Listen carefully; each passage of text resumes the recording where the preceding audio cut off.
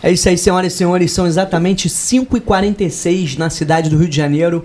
A gente começa agora mais um programa do podcast Milionários da Telecom. A gente está aqui com o Márcio Minguta, né, da Net Wireless Telecom, e Alan Caldas, né? Muito boa noite, boa tarde, bom dia, não sei que hora você está assistindo esse programa. Me chamo Alan Caldas, sou influenciador digital há mais de 10 anos, tenho mais de 700 vídeos no YouTube e hoje com uma postagem diária em todas as redes sociais que você imaginar eu tenho vídeo. Twitter, LinkedIn, Pinterest, Instagram, Facebook, YouTube, todo dia tem um vídeo novo meu. Isso aí. Além desse podcast que você pode ouvir em todos os agregadores, Spotify, Deezer, iTunes. A finalidade aqui é a gente ensinar a montar o seu provedor, né? Começar o seu provedor do nada, do zero, nos mínimos detalhes, né? Isso aí, vamos lá. Agora vamos lá, eu tô aqui com o Márcio Minguta. E no programa passado ele gravou falando que a empresa dele é uma empresa especializada em transporte, né? É o chamado carrier to carrier.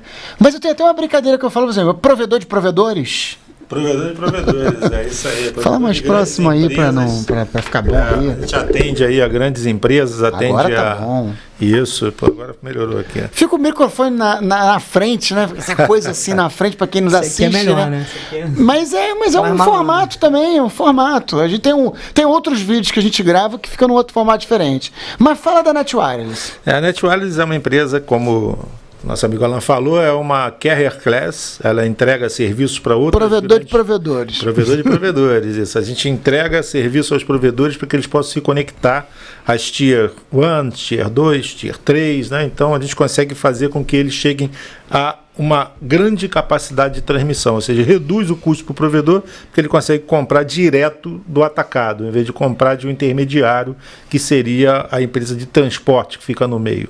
Então, nossa atuação é entregar um provedor diretamente aos atacadistas, lá, aos grandes fornecedores de telecomunicações no Rio de Janeiro, que estão na Level 3, estão na NB Telecom, está no Teleporto, está na Equinix RJ1 e RJ2. Perfeito. Agora, eu pergunto uma coisa.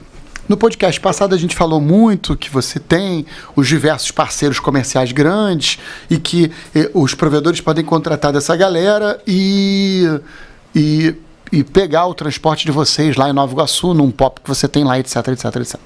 Bom, quem não assistiu o podcast passado, procura aí no canal no YouTube, porque não tem ordem a coisa, vão achar.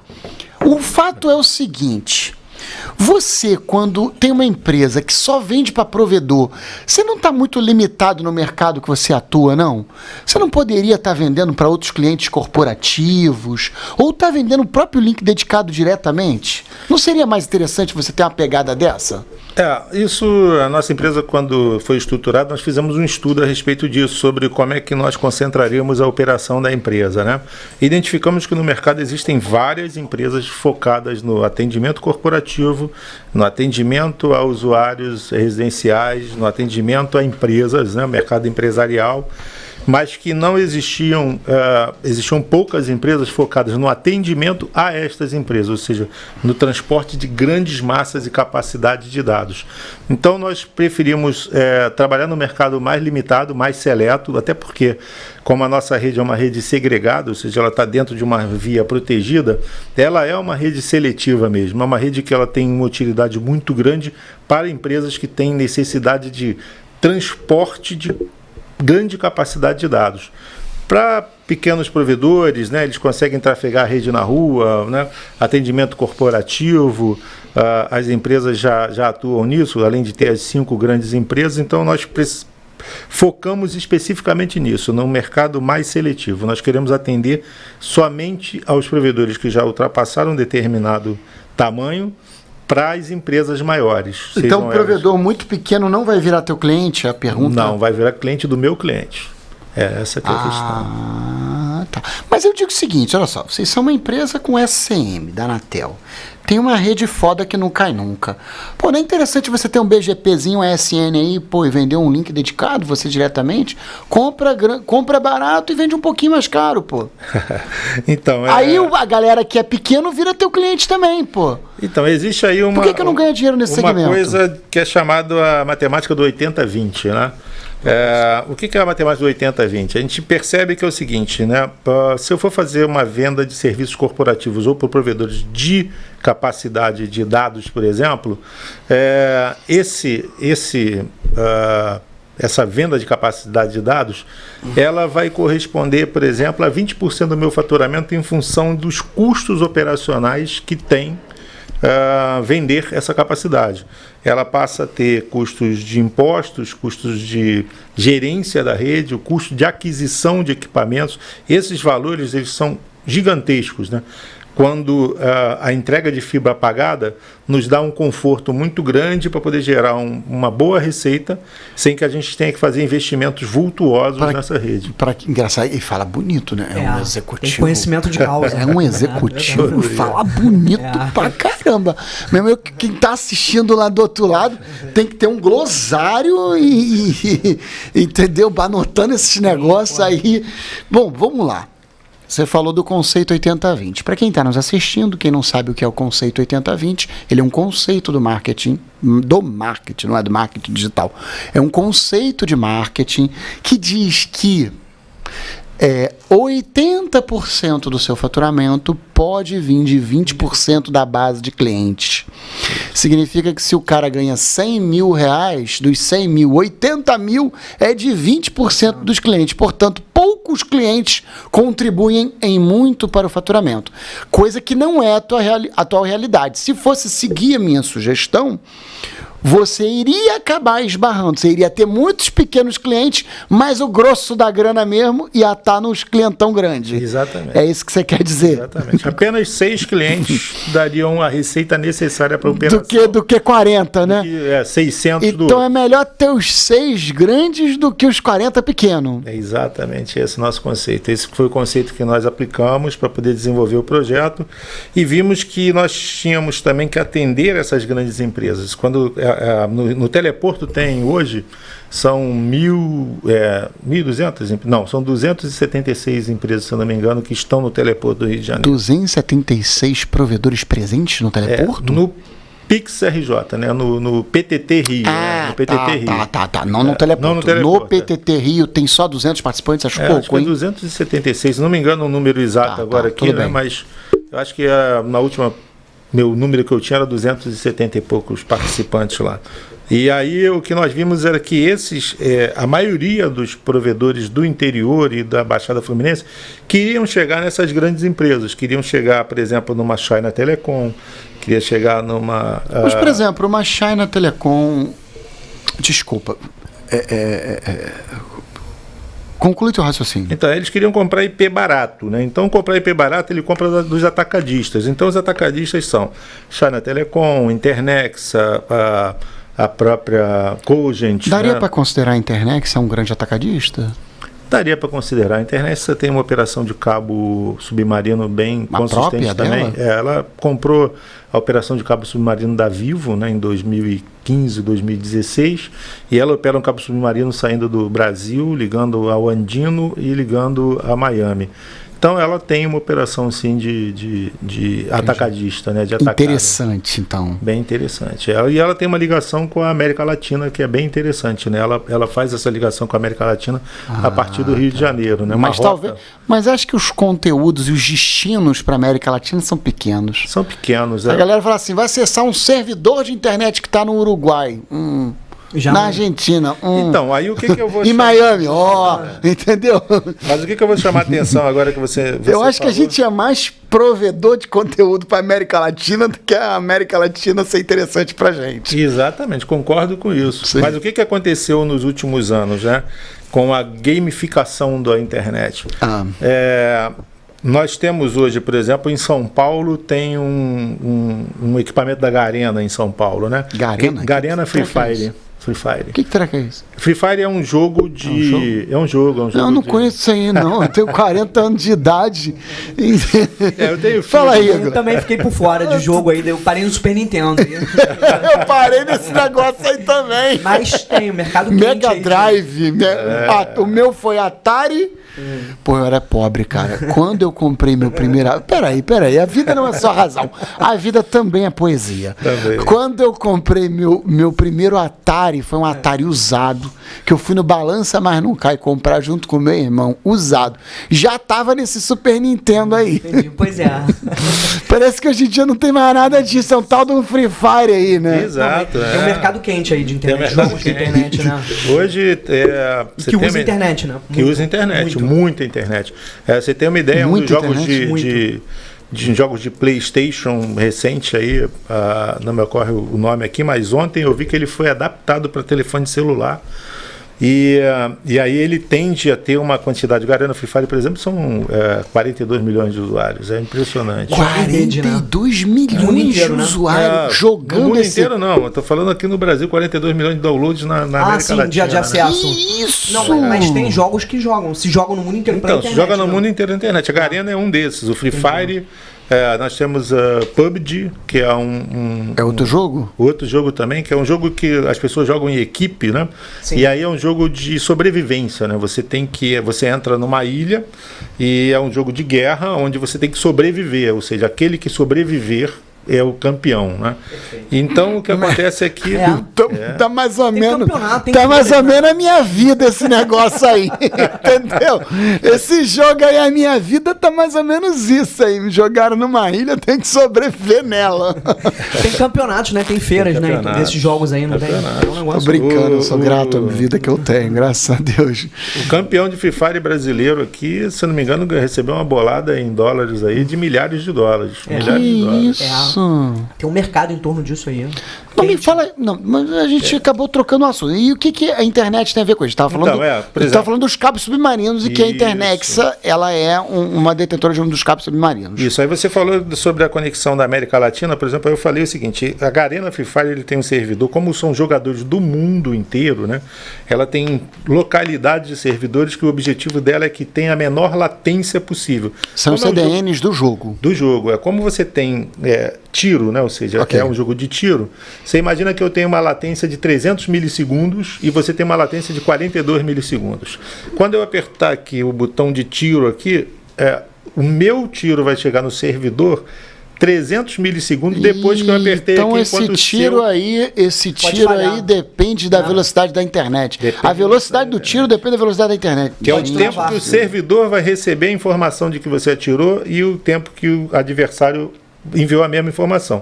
Se ele tem uma latência de 42 milissegundos e você tem de 300, a informação dele vai chegar antes da tua, o servidor vai entender que ele disparou o tiro antes de você aí e o vai bone- te eliminar do jogo. Um boneco vai morrer antes do que o outro exatamente. deveria ter morrido. Exatamente. Aí entra o quê? O conceito da nossa empresa, ou seja, que a gente tem uma rede dentro da Supervia, é uma rede em linha reta, ou seja, a fibra não faz muitas curvas. Oscila pouco, né? Oscila pouco. Nossa latência é muito pequena porque a emendas são mínimas, são pouquíssimas emendas que nós fazemos na fibra, e por ser uma linha reta, ou seja, eu tenho uma perda na fibra que ela é dada em quilômetros, essa perda, eu tenho uma perda menor porque eu estou em linha reta e a distância que eu chego em um determinado ponto é menor.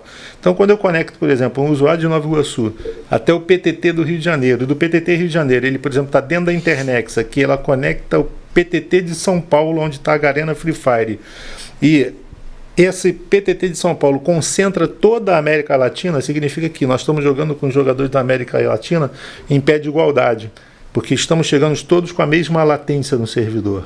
Então nós conseguimos aqui, no Brasil, o Free Fire ele tem uma gama muito grande de adeptos por conta disso, porque os servidores são bem situados e bem atendidos. Então é um jogo com uma política, uma estratégia de distribuição de CDNs muito ampla. Muito ampla. Então vai jogar os outros jogos tudo lento, o cara mata, vai morrer um tempão depois, aí não dá. Não dá. Tá, mas aí vamos voltar para um assunto. Apesar que surgiu uma outra dúvida. Você tem disponibilidade de atender com fibra todas as estações da Supervia? Todas as estações Supervia. São hoje 27 bairros na região de Deodoro. Inclusive a própria Central do Brasil? A Central do Brasil hoje é atendida. Nós atendemos ali hoje lojas, quiosques. Sabe que eu na época atendi umas lojas ali dentro da Central do Brasil. Vendi, porque não tinha internet ali. Não tinha internet. A Oi não consegue entrar, as outras operadoras não tem nada ali. Não conseguem entrar ali. Eu vendi um cliente empresarial ali. Só uma curiosidade, assim, desculpa. Sim. Só para não passar despercebido, até boba, mas a fibra de vocês, ela passa só dentro da Supervia, assim? Ó? Essa fibra, sim, só dentro da Supervia. É a fibra de backbone que a gente chama só dentro da Supervia. As derivações que são feitas do lado de fora, elas têm objetivos específicos de atender, por exemplo, um data center como é a Level 3, ou a NB Telecom, ou o RJ2. A gente agora está buscando atender outros data centers ali em São Cristóvão também que tem. Entendi. O teleporto, né? Hoje o pessoal concluiu uma ativação de uma quantidade muito grande de fibras para dentro do teleporto, então a gente atende hoje bem lá com conforto dentro do teleporto. O pessoal, como assim? A minha equipe que estava em campo conseguiu fazer uma conexão hoje lá. Você fez uma conexão teleporto, Supervia? Isso, E aí para poder levar... Fica em frente do outro lado da rua, né? Só que ali é muito difícil de passar. Bem difícil. Bem difícil mesmo, bem complexo. E aí foi em todas as estações da Supervia você tem uma caixa de emenda? Todas as estações da Supervia. A gente entra, a gente atende a Supervia, inclusive, porque... Agora vem cá, e o ramal que vai para Campo Grande, tem também? O ramal que vai para Campo Grande é uma etapa a ser construída ainda esse ano, que é o ramal que sai de... A gente chega ali a Vila Militar, hoje. Vai até a estação Vila Militar, mas dali ainda tem que construir. Deodoro. Sai de Deodoro, aí passa... então não chega a Campo Grande, está bem longe ainda. Está bem longe ainda. Tem aí uma batalha, um investimento a ser feito. Agora eu pergunto uma coisa para você. Você vive num setor de investimentos, né? Toda vez que você vai fazer uma construção dessa, você pega a grana emprestada. Você já pensou aí, não sei nem se eu posso fazer essa pergunta no programa, né? Pergunta meio indiscreta, né? Você já pensou assim em abrir sua empresa para sócios? Já pensamos. Já pensaram? Já pensamos e sócios... ela está aberta para investidores, realmente. Está aberta, para investidores. Na verdade, assim, nosso conceito de empresa é o conceito eu não digo sócio gestor, eu digo sócio investidor. Isso. Porque, assim, você vai pegar dinheiro emprestado aí no mercado, né? As taxas de juros aí empresariais hoje estão variando de 2% a 4%. Quem pega menos que isso, só bem no IDS da vida, não é verdade? Perfeito, exatamente. E aí o que acontece? Quem é empresário sabe do que eu estou falando. E mesmo assim não é fácil, né? Para o BNDES não é qualquer um que pode pegar. Que pega no BNDES? Não pega. Não é tão... Aliás, nos últimos 2 anos nada está fácil no Brasil. Sim. Não vai pegar. É verdade. Se o cara for pegar um empréstimo empresarial num banco, fazer uma operação de crédito num banco, empresarial, uma empresa com ficha limpa, com tudo isso, vai pagar isso, 2% a 4%. Abaixo de 2%, eu nunca vi. Mês, Brasil, né? Difícil. Ao mês, né? E aí, a gente pega e fala assim, vamos abrir para pessoa, vamos abrir para sócios investidores.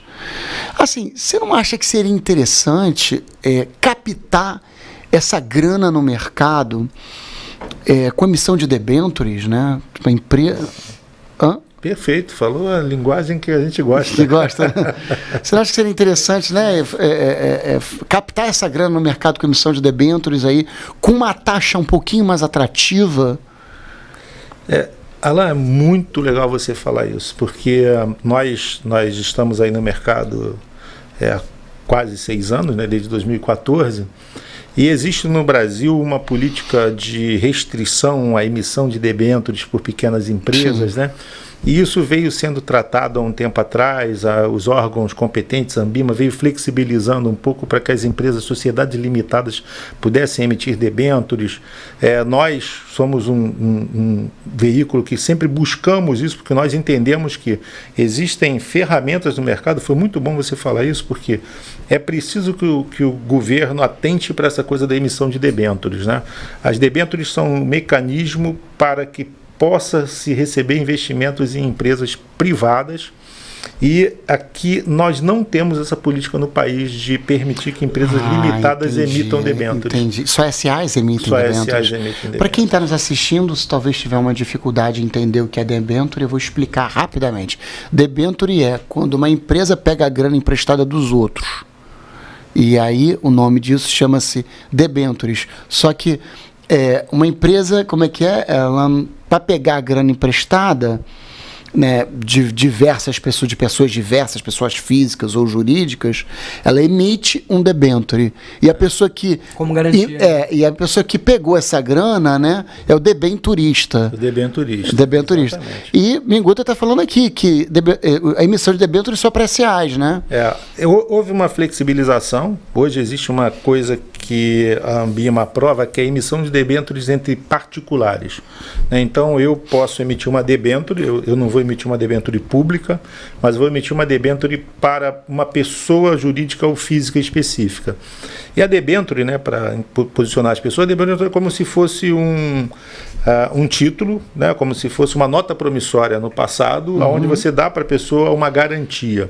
As debêntures, elas podem ser debêntures com opção, ou seja, eu posso emitir uma debênture que, dizendo o seguinte, vou pagar 20% ao ano de rendimento, com a opção dele se tornar... Com vencimento e taxa de juros pré-determinada. Pré-determinada. E dizendo que ao longo de 5 anos, por exemplo, ele pode converter, são debêntures conversíveis, ele tem a opção de converter em participação na empresa. Então ele pode chegar lá e comprar, vou botar 100 mil na empresa. Mas aí para ter a participação na empresa teria que ter um SA.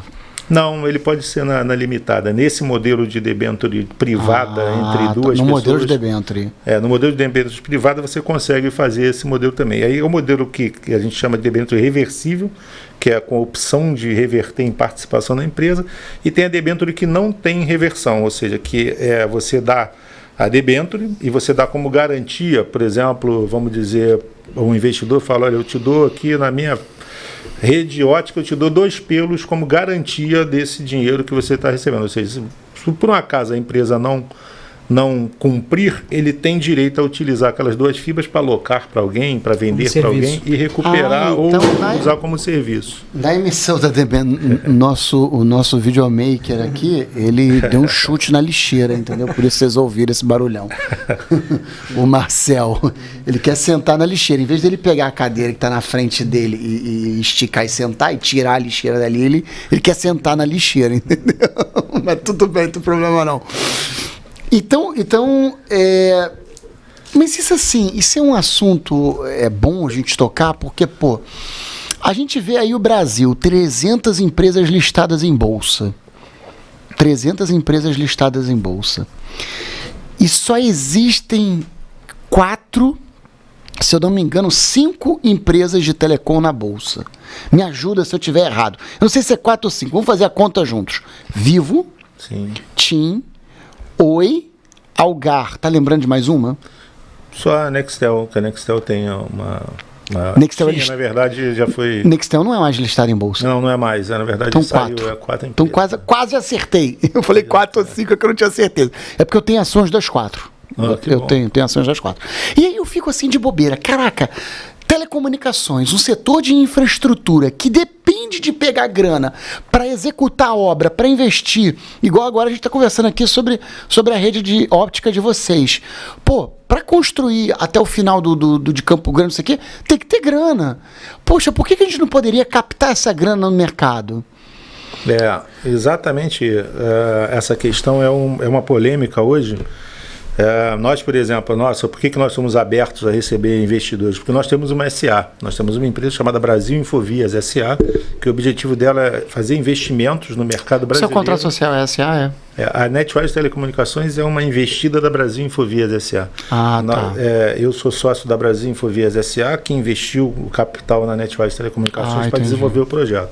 Tá. E a Brasil Infovias, ela investe em vários projetos aí de telecomunicações, né? E ela é apta a emitir debêntures e receber incentivos. No caso, a Brasil Infovias. No caso, a Brasil Infovias. A NetWise, como só que eu estou vendo que é uma holding uma holding, essa Brasil Infovias. E do que se trata essa holding? Então, é uma holding para criar operações de telecomunicações, diversas operações de telecomunicações com sinergia entre elas. Como é que é um modelo que a gente até recomenda para algumas empresas que queiram crescer? Você cria uma holding, aí você tem as operações de vamos supor, fibra apagada, operações corporativas, operação de carrier, operação de data center. Bom, como é que é? Briga de cachorro grande negócio aí, porque não tem provedorzinho regional nesse negócio não, hein? Atendeu uma vilazinha aí nessa rua, não tô vendo não, hein?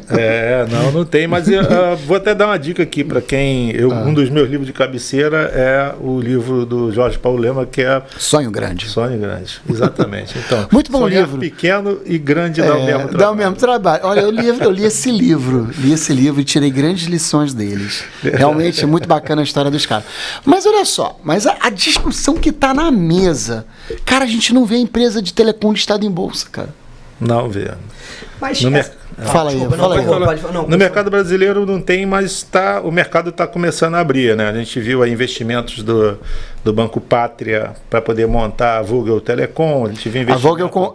o Banco Pátria comprou uma parte da Vogel. Isso, a gente viu investimento toda, né? De um fundo de investimento na Sumicity, tem... o Lightwave Capital. Lightwave Capital, começou como o EB Capital, que investiu na Sumicity, o EB.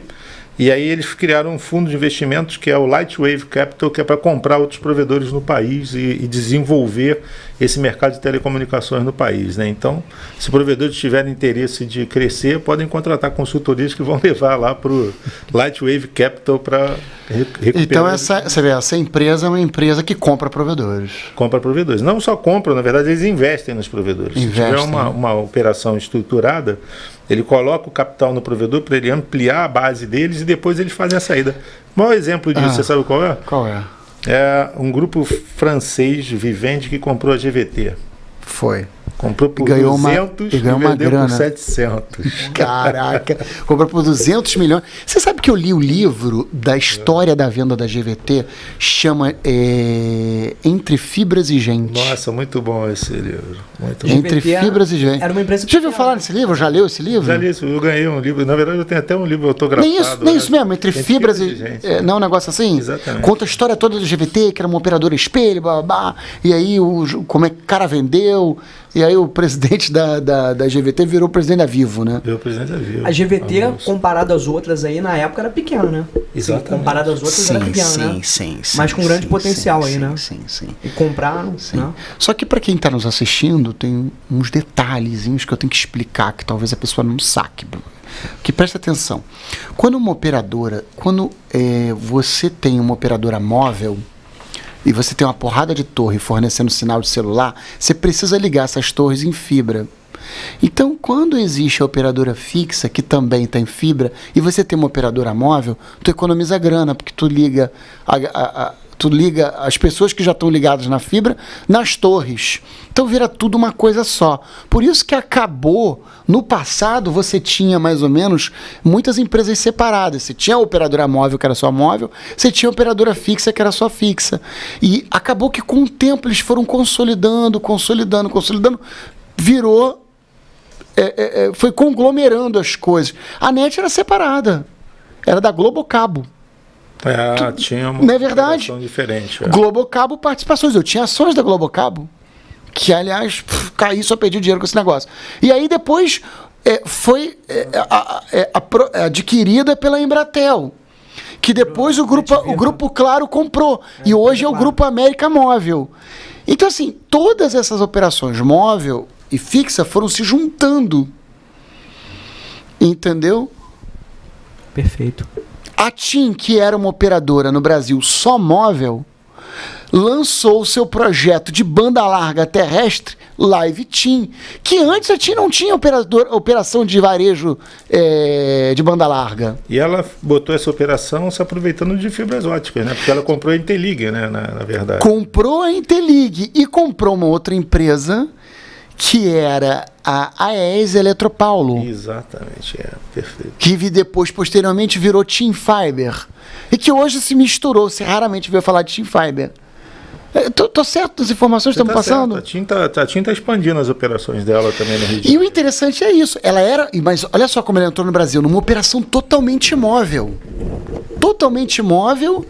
E depois adquiriu toda a operação terrestre. E hoje é uma operadora de ambos os lados. Tem o segmento corporativo, tem o segmento de banda larga e o segmento móvel, que aliás eu tô com o celular da TIM que tá uma merda, mas isso é um problema à parte. Já abri protocolo na Anatel 2 vezes e não resolveram ainda, vou abrir o terceiro.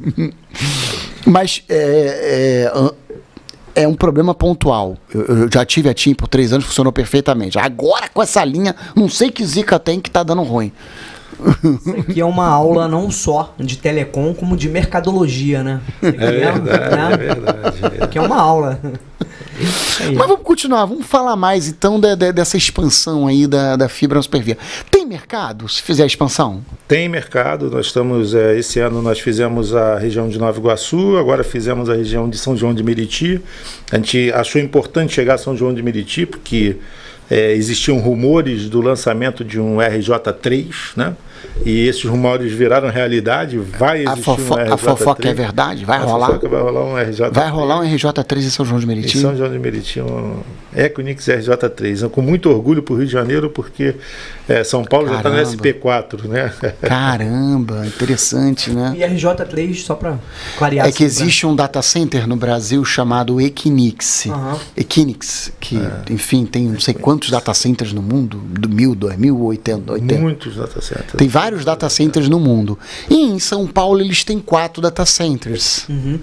Entendeu? E no Rio só tem 2, que é o RJ1 e o RJ2. Agora vai ter um terceiro. No passado, esse data center era de uma empresa chamada Alog. Alog, isso. Entendi.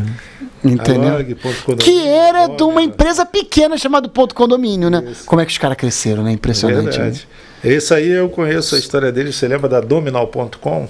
Já ouvi falar. Então, a Dominal.com nasceu lá atrás e aí foi comprada, virou Ponto Condomínio, que depois virou a Log, que agora foi comprada pela Equinix e se tornou essa potência. Caramba, uma potência gigantesca. Gigantesca. Caraca. A Equinix é mundial, a operação dela é mundial. Para quem não visitou o data center pode marcar de lá, porque é fantástico o data center do Rio de Janeiro aqui. O RJ2 é uma operação espetacular, você que conhece, né? Na verdade é o seguinte, eu vou falar uma dificuldade que eu tenho. Assim, eu já entrei nos 2 data centers, já entrei no RJ1 e já entrei no RJ2. Do lado de fora eu já gravei.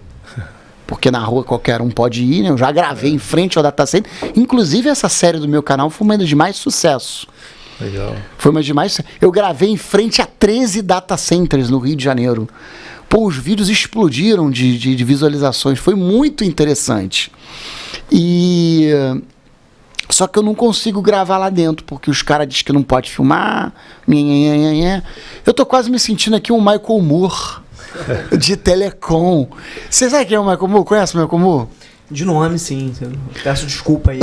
Audiência. Você conhece esse Michael Moore? Sabe quem é? Não, vou te relembrar. Vocês dois conhecem, que vocês não estão lembrando. Michael Moore é o cineasta, documentarista, que fez um dos documentários mais famosos do mundo, que é aquele Fahrenheit 11 de setembro. Lembrou? Lembrou. Foi um documentário muito visto no cinema, muito bem visto. Esse é um dos documentários que ele fez. Ele fez um outro documentário também muito bom, chamado Tiros em Columbine. Só que assim, quem é um pouco mais nerd como eu, assiste todos os documentários do cara. E eu, por exemplo, assisti um outro documentário dele chamado Efeito Walmart. Muito interessante. Acho que tem no Netflix esse documentário. Como é que é o Efeito Walmart? Ele foi lá nos Estados Unidos e visitou uma cidade pequena que foi implantado um Walmart depois de uns 3 ou 6 meses. E é devastador o efeito Walmart. Por quê? O cara tinha uma lojinha de ferramentas. A família do cara vivia anos daquela lojinha de ferramentas. Aí existia uma padaria da família, não sei o que, anos, não sei o que, a padaria. Quando entra o Walmart na cidade, detona tudo. Entendi. Não sobra negócio de ninguém, porque o Walmart é grande, gigantão, potencial e aí lá dentro tem devastador. E aí lá dentro tem um negócio de ferramenta, tem padaria, tem uma loja de roupa, tem não sei o quê. E aí o Michael Moore já é conhecido nos Estados Unidos como documentarista chato, e aí não deixa o cara filmar dentro do Walmart. E ele fica filmando do lado de fora. Perfeito. Meio que zoando a parada. Por isso que eu tô aqui me comparando no programa, como é que eu tô o Michael Moore da Telecom. Mas faz sentido mesmo. Mas, na verdade, eles fazem segredo, né, do data center lá, mas eu acho que se você conversar com eles, eles mesmos cedem uns vídeos para você Tô ver tentando, ali. hein? Olha, eu tô tentando. Eu filmar lá dentro seria uma missão impossível. Entendeu? Não tem muita coisa para o cara esconder, não, entendeu? Pô, o segredo mas... deixa debaixo do piso, não tá... ar-condicionado, data center, ar-condicionado, fibra, ar-condicionado, no break, gerador. Tem mistério. Filmar os hacks lá dentro, né? É porque realmente as operações de data center, aqui no Rio tem um data center muito interessante também, que é o Tivit, né? Que é um data center também da classe dos data centers da Equinix, né? Então, você tem, talvez o Tivit possa mostrar lá dentro como é que funciona. Tu tem um contato, então, pra gente poder... Podemos... Pode tentar, né? Tentar lá, eu acho que você consegue fazer... Eu gravei em frente a Tivit, lá no Recreio dos Bandeirantes. Recreio dos Bandeirantes, Tem outro... Não. Tem o Tivit ali, mas aí do lado tem um Century Link, Century Link, que é da Level 3. Isso, então você tem ali uns data centers mais... E o da Globinet. O da Globinet também é outro. Eu filmei do lado de fora. E o chefe lá da Globinet, eu conversei com ele pessoalmente, ele me tratou com educação, com carinho, falou, não quero que filme lá dentro, não. Tenho medo. Tenho medo de nego fazer... Ele tem medo de alguém tacar uma pedra depois. Sério? Sério. A concorrência pode querer bater, né? Isso é ruim, né? Fazer um contra-ataque. Bom, do lado de fora todo mundo já sabe onde é. Do lado de fora todo mundo sabe onde é. A concorrência... Mas assim... Muitos sabemos que não tem segredo nesse mercado que fique guardado muito tempo. Porque o cara trabalha hoje numa empresa, mas ele trabalha em outra. Então, o segredo que ele sabia daquele, ele leva para lá. Eu acho ruim porque, assim, quem está começando agora no setor... Você imagina, por exemplo, eu tenho um aluno do meu curso. Eu não posso falar o nome do aluno, mas eu vou falar o nome da empresa que a pessoa trabalha. Cogent. Trabalha bem. Olha só que interessante. A Cogent tem vários vendedores no mundo que trabalham no mercado brasileiro. Trabalham vendendo link dedicado no mercado brasileiro. E aí o que acontece? Uma pessoa que entrou, ela mora fora do país, né? Ela ou ele, né? Ele vive fora do país. A pessoa que quer entender o mercado brasileiro, ela comprou o meu curso. Ela não sabe essas paradas do data center. Ela não sabe essas questões de onde fica, onde não fica. E ela conversa toda hora com o provedor que esses detalhes importam. Tem relevância. Então, assim, eu trouxe esse exemplo de uma pessoa e isso eu aplico também para o exemplo de quem está começando agora. Por exemplo, eu tenho uma amiga que está começando agora, tem 24 anos, a menina, uma moça jovem, está começando agora no setor comercial de uma grande operadora em São Paulo. Ela não entende do mercado de telecom. Vai aprender isso aonde?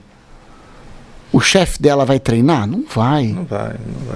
Então, assim, por isso que era maneiro a gente poder filmar, poder divulgar informação. Aliás, o que a gente faz aqui é isso. É isso, divulgar. É divulgar, é trazer informação para as pessoas sobre negócios em telecomunicações. Isso aí. Um conhecimento de causa, né? Um detalhe, com minúcia, né? Exatamente. Então, assim, essa é a pegada. Embora eu me sinta ainda um pouquinho Michael Moore Não, que nada. Michael Moore do telecomunicações. Interessante ser feito ao Walmart, né? Feito uma Walmart, agora você esclareceu uma coisa para mim. Eu morei na cidade do interior chamada Campos dos Goitacazes, né? E aconteceu também morei exatamente... lá. Eu também morei lá. Morei no IPS. Morou no IPS. Sim. Minha tia mora lá, né? Alô, minha tia que está aí vivendo. Sim. E quando o Walmart chegou em Campos, o efeito foi exatamente esse. Foi esse? A gente estava lá, imaginou que seria um efeito tipo, o Walmart vai contratar 1.000 pessoas, né? Contratando 1.000 pessoas, vai botar R$1 milhão na economia e vai melhorar a economia. 1.000 vezes 1.000, 1 milhão de pessoas, 1 milhão de reais no bairro, na economia, e aí? E aí o que aconteceu foi que começou a fechar padaria, começou a fechar tudo em volta ali de onde estava o Walmart, começou a fechar, né? A cidade teve assim meio que... Teve um baque, aquela região ali do parque rodoviário, teve 2 baques, né? Que abriu um shopping e abriu o Walmart, assim, ao mesmo tempo. O shopping até que é razoável, porque o shopping são diversas pequenas empresas, entendeu? E aí também gera muito emprego, porque gera muito emprego. Agora o Walmart não. O Walmart é aquele troço gigantão, 20 pessoas operando aquele negócio. Verdade. Já 1000 empregos nada, gerou 20 empregos. Vende pneu, televisão, padaria. Já é projetado para isso aí, né? Já é projetado para isso. Custo baixo, com lucro, maximizar Obrigado que você esclareceu para mim o que aconteceu lá, porque eu não sabia, assim, eu falei, o que aconteceu? Eu achei que era efeito da crise. Tu não associou, agora você entendeu. Cara, mas o Michael Moore, ele é muito inteligente nisso. Realmente, ele fez um documentário sobre isso. Maravilha. Eu não sei se o documentário chama-se Efeito Walmart, não, acho que tem um outro nome. Isso é tão... Aqui na Telecom a gente vai ter uns efeitos aí, né? Uns efeitos... Qual é o efeito? Efeito PTT. Não, tem uns operadoras que entram aí, os caras são bons pra caramba, grande, tá crescendo muito, né, no mercado. E aí, o que acontece? Vai chegando na cidade, Sim. Eu já vi provedores aí, que fiquem atentos, porque são os provedores de pequenas localidades, sofrem mais com isso, quando chega um grande provedor entrando, né? No Rio de Janeiro a gente tem aí grandes empresas de telecomunicações, aí posso mencionar aí Sumicity, K2, Telecom, Alta Rede, por incrível que pareça, são empresas que estão lá todas elas na região serrana, né? Porque aquela região é muito próspera, né? Pô, tá ali Friburgo. Não, realmente, assim, interessante, porque esses 3 provedores citados, Sumicity, K2 e Alta Rede, são os 3 maiores provedores do Rio de Janeiro. Os 3 maiores do Rio de Janeiro. Inclusive a Alta Rede com uma presença nacional muito grande. Muito, né? E a Sumicity com uma operação de varejo gigantesca e admirável, parabéns, né? Parabéns a eles, né? K2 também com uma rede gigantesca grande e também se apresentando como um grande carrier to carrier do mercado. Também, é verdade. E todas da mesmo centro, né? Aquele lugar é muito próspero lá, né? Porque o cara do interior trabalha, né? O cara da capital do Rio não quer saber de trabalho, né? Tu vê um grande provedor da capital? Não tem, né? Não tem um provedor na capital que você possa falar. Não, aqui na capital a gente merece mencionar aí a Telecom, né? Que faz um grande trabalho no Rio de Janeiro. Sim, né? mas muito focado, né? Muito focado. A gente estava até conversando pelo telefone aquele dia, né? Muito focado no mercado corporativo e ter uma estratégia interessante de dutos subterrâneos, né? Muito interessante mesmo. E é uma empresa essa é uma empresa carioca, né? O pessoal faz um trabalho muito bom. A NB Telecom. Não, admirável também. E aquele data center, inclusive o data center da NB Telecom foi postado no meu canal recentemente. Lá eu pude filmar, lá tava tudo aberto. Como é que pode, né? O Decnix eu não consigo, na Net Botânica eu consigo, né? Mas eles são muito abertos, a Net Botânica é muito aberta. A gente conectou agora também a Net Botânica. Conectou? Então quem quiser chegar de Nova Iguaçu, Mesquita, Nilópolis, Comendador Soares e Queimados até NB Telecom, a gente já tem fibra sobrando. Cara, eu acho que a junção que você fez, Net Wireless com a fibra da Supervia, o data center da NB Telecom e o novo modelo, porque antes ele tinha feito um modelo que não estava me agradando. Eu fui lá filmar o PTT, fiz um vídeo, mostrei o PTT, etc. Eu não achei que aquilo ali agradou. Agora, o novo modelo comercial que a NB Telecom fez, acho que aquilo vira o novo teleporto do Rio. Acho. Eles estão acreditando e eu acho que eles vão conseguir captar muita gente que está no teleporto para aquele local. Acho que ali vira o novo teleporto do Rio de Janeiro. O que você diria aí, Márcio? Para quem é provedor do Rio, a próxima perspectiva aí para os próximos 2 anos? O que seria uma próxima perspectiva na questão de link dedicado, de compra de link dedicado? O que eu recomendaria era investimento em fibras apagadas, investimento nos equipamentos DWDM. A formação da rede em DWDM vai dar um fôlego muito bom para eles e aí diminui a latência. Quanto mais equipamentos no meio do caminho você tem, mais latência você tem, mais perda você tem, porque você inclui a eletrônica. Tá. Quanto menos equipamentos elétricos você tiver no meio do caminho, eletrônico, melhor para você poder ter uma rede mais forte. Oscilar menos, né? Oscila menos, e aí você não tem... O equipamento ele tem que processar a informação para poder passar adiante, então você perde um pouquinho de tempo nesse processamento, né? E numa rede ótica direto, não. A informação sai daqui, viaja na velocidade da luz até a outra ponta, e você perde muito pouco da informação ali. Então, eu diria para os provedores para investir no crescimento da base, investir menos no crescimento de backbone, contratar empresas que entreguem backbone, fibra apagada. Gente, excelente conselho que ele está dando. Investe mais no crescimento da base e menos em backbone. Use os QR como a NetWireless, por exemplo. Você está puxando também um pouquinho de sardinha só para o teu lado, não? Não, é porque eu ia falar isso. Existem outras empresas agora fazendo a mesma coisa, né? A gente tem aí a própria... vou mencionar. Não, a mesma coisa não. Ninguém tem fibra no trem, só você. No trem só eu, mas a gente tem aqui no Rio de Janeiro, e como a gente está fazendo um programa aberto, vou mencionar que tem o metrô no Rio de Janeiro, né? Nós temos também a Telecol, que começou a vender fibras apagadas também. Então, o investimento em backbone é pequeno, ou seja, o custo que você tem para investir em backbone, comparado a uma base grande de clientes, ele começa a diminuir, fica tão pequeno que ele desaparece.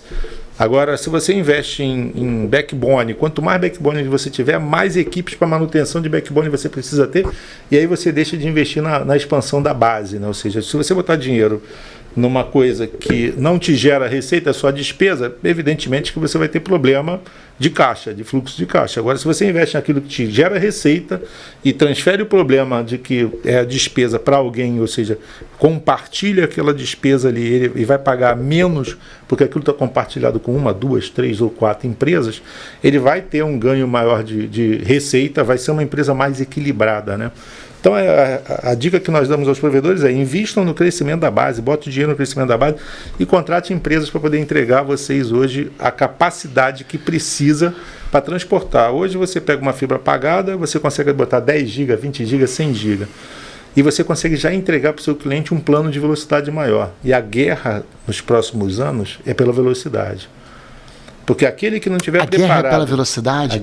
A guerra no usuário final é pela velocidade. Pela velocidade. Porque aquele que não tiver preparado para enfrentar o 5G daqui a 2 anos, que não estiver entregando para o cliente 1 GB na ponta lá, ele vai sofrer, porque as operadoras móveis vão entregar 1 GB. Os provedores estão morrendo de medo do 5G. Aí você fala assim... Quando surgiram com a tecnologia do IMAX, eu falei assim, caraca, ferrou. E cadê esse tal do IMAX? 50 quilômetros sem visada, 100 megas. Aquilo não rolou. Será que esse 5G vai rolar como estão prometendo? O 5G tende a tirar grandes mercados das... Você imagina que... Do varejo? Do varejo. Por quê? Você imagina o seguinte. Vamos pensar numa coisa aqui. O 5G é, para a telecom, o que o Netflix foi para a TV por assinatura. Quando você tiver 1 GB no teu telefone de transporte de dados... Vou botar um GB aqui no meu celular. Ó, já tá fininho, não tem aqui um small form factor aqui não. Mas tudo bem, e aí? Quando você tiver 1 GB no teu telefone, por que você vai ter que ter uma internet de banda larga em casa? Se você tem 1 GB no teu telefone, o teu filho tem 1 GB, você tem 1 GB, a tua mulher tem 1 GB, ou seja, dentro de casa, se tiver 5 telefones, você tem 5 GB. Para que você vai usar o Wi-Fi? Tem uma outra questão. Agora eu vou fazer questionamentos. Vamos lá. Por metro quadrado, o 5G tem que ter o dobro de torres. Ou triplo, ou 10 vezes mais torres. Significa que se numa área, num 10 km quadrados, uma operadora teria 2 torres para atender 10 km quadrados, no 5G ela tem que ter 20 a 30 torres. Então vai ter que passar muito mais fibra por aí. Exatamente. Ela tem que passar muito mais fibra e ter muitas estações radiobase. E isso tem um custo e não tem almoço grátis. Então esse tal desse 5G que estão falando, quando o usuário final for pagar por isso, eu não estou imaginando que seja barato. E que não vai ser tão barato quanto é uma internet banda larga fixa. Sem contar que o tráfego de dados no 5G vai continuar limitado, né, ou não? Ainda não, vai. Então, vai. Essa é a questão. Vai sempre existiu franquia. Entendeu? Porque não existe uma forma de compartilhar um canal único. Não existe uma forma de compartilhar um canal único, múltiplos usuários, sem limite de franquia. Concordo. Não existe. Nunca vai existir, nunca. Sempre vai ter um gargalo aquilo. Pode ser que os caras aumentem a capacidade. A tecnologia sempre aumenta a capacidade de compartilhamento. Mas vai sempre existir esse gargalo. Vamos comparar hoje, por exemplo, se você tem 1 GB pro teu telefone, hoje, por exemplo, eu tenho um plano de 20 GB no meu telefone, é 1 GB por dia. Isso vai... A velocidade de conexão minha é em torno de 40 MB. Então, 40 para 20 GB é uma proporção de 500 ali, né? Então, a gente imagina que a franquia disso aí deve ser uns 500 GB no futuro, entendeu? Que é coisa pra caramba, entendeu? É muita coisa. Só que aí não vai estar todo mundo acessando. 1 GB todo mundo, se pegar todo mundo, não vai dar gargalo pra todo mundo. Eu digo isso assim. Então, aí eu digo que não morre a fibra. Então, não morre a fibra, mas o provedor tem que estar preparado para isso. Porque se o provedor entregar 100 MB e a operadora móvel entregar 1 GB, com quem que você fica? Um provedor que entrega 200 Só que é 1 GB que não é sempre 1 GB que vai acabar a franquia. É 1 GB que... É 1 GB que vai custar bem mais caro do que o que ele está pagando hoje. Aquele ARPU, que é a medida feita pelas operadoras, né? ARPU, né? É ARPU o nome? Isso, a RPU. A RPU, né? Que é a média por usuário da operadora móvel. Esse ARPU deles mesmo vai subir no 5G. Muita gente não vai pagar por isso. Muita gente não vai pagar por isso. Por essa limitação de dados, né? Por hoje, isso que eu tô falando, entendeu? Vamos pensar hoje o seguinte. Você tá com a TIM hoje, né? Sim. Então a TIM hoje, o que ela acontece? Ela te dá Facebook, Twitter. Ilimitado. Né? Ilimitado ali. Por quê? Porque ela montou o PTT dela. Ela está dentro do PTT. Sim. Então essas operadoras no futuro vão fazer essa estratégia de te dar isso tudo ilimitado. O Netflix não, né? O Netflix talvez sim. Talvez sim, porque é o seguinte... Mas o Netflix ela não botou gratuito na franquia. Muito, que um volume gigantesco, meu irmão. Mas ela não se atentou a isso ainda. Ela não pediu pro Netflix. Aí pede pra botar, como é que é? Bota o Netflix em 4K. Aí já melhora. Bota o Netflix 4K na franquia gratuita. Eu quero ver, né? As operadoras deviam ouvir o que ele tá falando e botar o Netflix. Porque, Netflix 4K. Não é o normal não, tá? Não é o Full HD. O Netflix 4K que eu quero na franquia do celular. Aí eu mando a Vivo da minha casa embora, não tem problema nenhum. Pô, cara. Já melhora um pouco, né? Por exemplo, eu vou te dar um exemplo do que o mercado vai passar. Isso porque já tá rolando filme em 8K por aí, mas tudo bem. Eu fico muito atento, eu tenho 2 filhos, um de 21, uma de 23 e um de 12 anos. Eu fico muito atento ao que eles fazem ali, porque a tendência do que eles fazem... Principalmente o adolescente, né? O adolescente. O que acontece? Eles captam o comum deles da rede, da internet, né? E aquilo vira um padrão. E começou assim com o Netflix, começou assim com o Facebook, começou assim... Então começa com quem? Começa com os jovens e depois atinge os adultos, né? E o que a gente vê hoje? Por exemplo, meu filho, quando vai jogar hoje, muitas vezes ele desconecta do provedor do Wi-Fi e joga no 4G.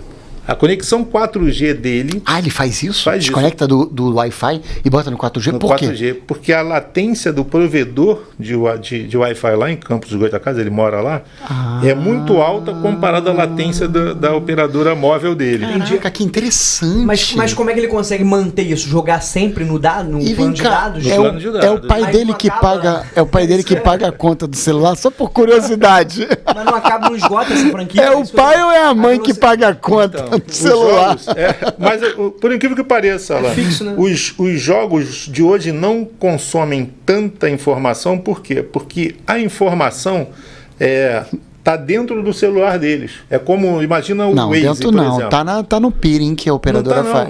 Pensa no Waze, por exemplo. O Waze hoje ele tem uma operação offline, que é o seguinte, ele baixa o mapa pro teu telefone. Um cache. E vai fazendo leitura. E aí o que ele recebe? Ele só recebe a coordenada. A coordenada é como se fosse um pacote de 5K bytes. 5K bytes, o consumo de dados é mínimo. E esses jogos, Garena, Free Fire, PUBG, o que ele faz? Ele baixa 4 GB de dados no teu telefone, tem 4 GB de dados, 4 GB de mapas, e o que ele recebe? São as informações de tiro, posicionamento geográfico. Mas aí se ele faz isso no 4G, ele faria isso no Wi-Fi também. Por causa da latência, ele perde na movimentação. É como se você estivesse vendo... Tá. Então, assim, o cache do grosso do jogo já foi baixado, tanto no Wi-Fi quanto no 4G. Porém, a latência no 4G é menor. A latência dele no 4G é menor. E aí o que acontece... Porque ele não precisa baixar uma grande quantidade de dados. Pelo contrário, ele usa poucos dados, mas ele quer uma latência baixa. É Free Fire? É o Free Fire. É o Free Fire e o PUBG Teu também. Filho é viciado em Free Fire? Meu filho tem... Rapaz, tem um time de Free Fire. Faria lá. Pô, legal. Que isso? Tinha um time de Free Fire. Há pouco tempo eu fazia parte do time dele, mas ele me desclassificou Tu joga esse porque eu caí. treco também? Caraca! Maneiro, né? Não é maneiro isso? Maneiríssimo. Como tem uma classificação lá de platina, ouro, não sei o quê, como eu caí... Tu ele era Platinum do Free Fire? era Platinum. Aí como eu caí pra ouro, ele falou, pai, você tá fora do meu time. Só pra não deixa queimar. eu- Que Pra não isso? queimar o filme dele. Isso porque ele era ouro e expulsou o pai do time. Você só pode ficar platina no time aqui. Adolescente é vaidoso, né? Adolescente. Rapaz. Só platina que pode ficar no time dele. Então falou, pai, sai fora aí, Eu que tô você me tá sentindo- enfraquecendo meu time. não Não tenho queimar. tempo de jogar, né? Eu tô me sentindo velho. Olha só, eu quero puxar um assunto aqui, já bateu 1 hora de podcast, mas eu tô com medo de não fazer outro podcast com você, porque acho que tu vai Aproveitar embora. aqui. Eu acho que tu vai embora agora e eu Aproveitar essa aula tô aqui, né? curiosíssimo com o negócio. É verdade que você foi dono de uma BBS? Rapaz, foi sim, foi sim. Começo. Eu sou um dinossauro da internet. Rapaz, né? dinossauro não, você é da época, como é que é, da terra congelada. Paleontológico, né? Paleontológico É mesmo. glacial. Da era glacial. Da era né? glacial. Foi, eu tive Dono um de uma BBS. BBS. Qual o nome da BBS? Foi O dono? nome da BBS é Infoserve BBS. A gente Foi no Rio? Foi no Rio de Janeiro. A gente operava em Laranjeiras. Na verdade, eu operava no Rio de Janeiro inteiro, né? E eu comecei... Só um parêntese. Quem não sabe o que é BBS chama-se Bulletin Board Service. Não existia internet na época, porém existia um serviço chamado Bulletin Board Service, BBS. do qual você, no seu computador, através de um modem discado, conectava num outro computador com um modem discado e você acessava uma tela preta que era o Bulletin Board Service. Isso, onde a gente trocava mensagens e informações com outros usuários. Isso é pré-e-mail no mundo, né? Legal. Antes do Isso, e-mail, isso. você baixava todas as mensagens do usuário, então, tipo, não tinha celular, tem que explicar isso também, né? É. Não, também não tinha. Também não tinha celular. Também Tinha, não mas não tinha era celular. tão. Não tinha internet. Não tinha celular. Não tinha. Não tinha celular.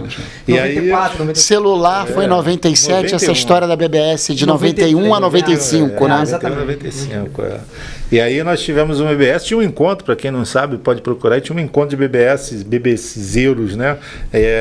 Em Copacabana, no La Fiorentina.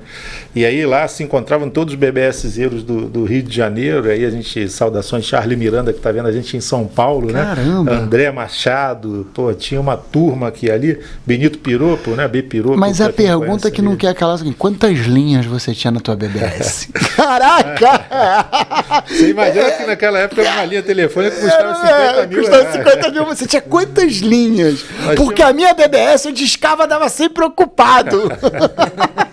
Naquela época eu tinha 12 linhas para Que poder isso? atender os usuários lá, né? 12 linhas. 12 Que linhas. louco. E como é que eram os modems? Então, começou com aqueles modems. Gênios. Começou com aqueles 1.200 BPS e os normais, né? O S Robotics, que a gente usava direto. Mas era o externo? Externo. E tu tinha uma placa multisserial? Tinha a placa multisserial para conectar no equipamento.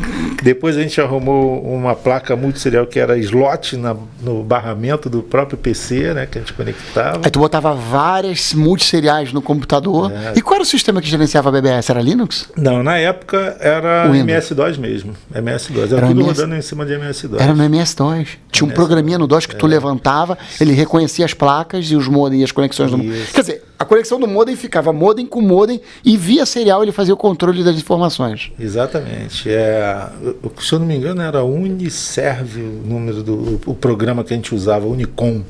Acho que era Unicom. Unicom. Tu conhece a BBS Domain? Era Domain? Ficava em Botafogo, como é o nome? Não, é Inside BBS, que foi do... Não, tinha Insider. Fala um outro nome aí. Deixa eu lembrar aqui. Em Botafogo? Não, o Domain era um provedor de internet. Provedor de escado, né? Eu já estou confundindo. Tinha a Bia BBS, que ficava ali no centro da cidade, que também era um BBS grande. Bia BBS, Inside... Tinha um do japonesinho também. Netbox, Internet Shop, PC Shop. PC Shop tinha uma loja que era um provedor também de PC BBS, Shop era um provedor de internet na Presidente Vargas, que era de uma empresa que eu trabalhei, Maurício da Via Link. Via Link? É sério, a Via Link é uma empresa bem antiga mesmo, né? Então, Via Link é uma empresa e... Tinha a Open Link, que foi o maior BBS do Rio de Janeiro. Open Link. Foi o maior BBS do Rio de Janeiro. E tu tinha muitos clientes? Na verdade, o nosso BBS tinha uma função específica. Não sei se você lembra, nos Estados Unidos, tinha um BBS chamado CompuServe USA. Sim, isso eu lembro. Então, eu lembro do provedor CompuServe, um dos primeiros provedores. E era concorrente da AOL, né? América Online e CompuServe USA, né? E aí nós montamos a InfoServe aqui no Rio de Janeiro.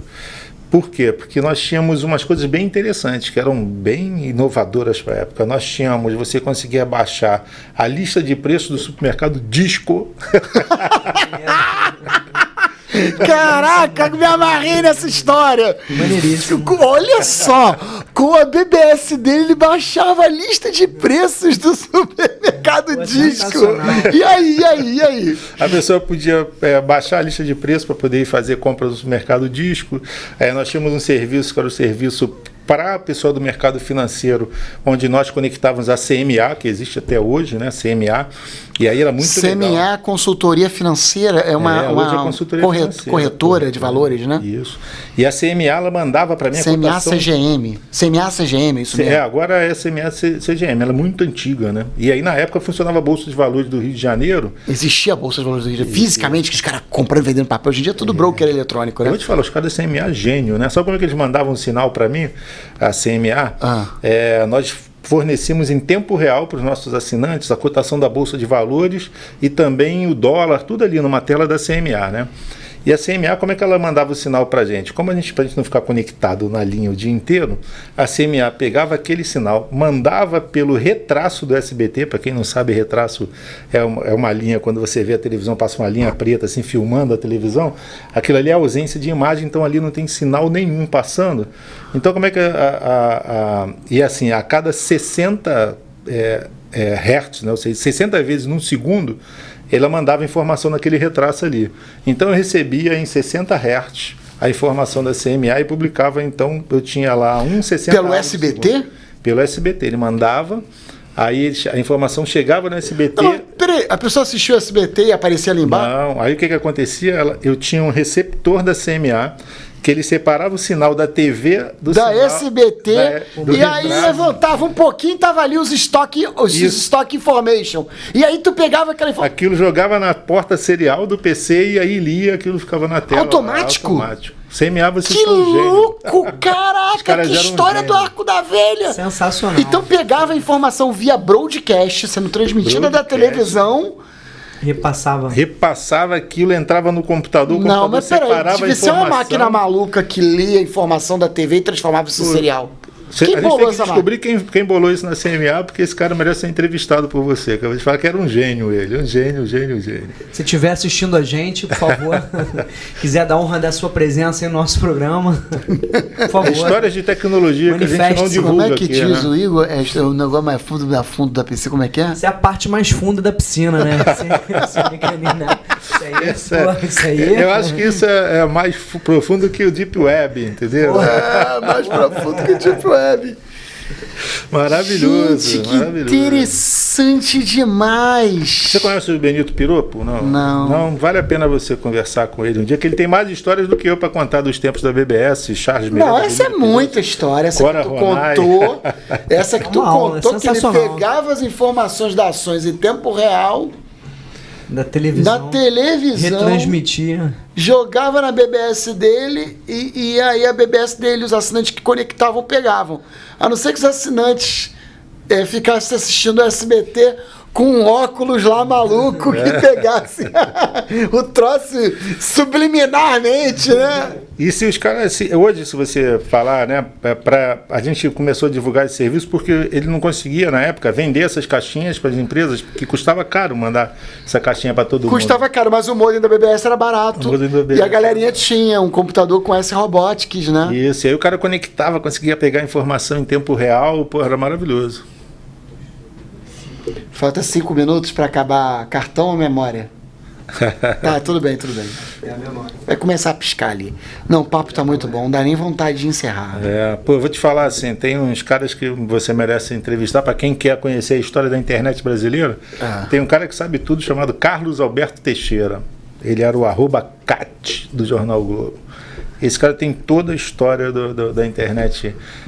Até porque o pessoal da NB Telecom, né, que a gente fala aí... Você anotar esse nome, como é que é o nome? Carlos Alberto Teixeira. Depois eu te mando o contato dele aí, o celular Tu dele. tem o contato dele? Tem até hoje, desde 88 aí.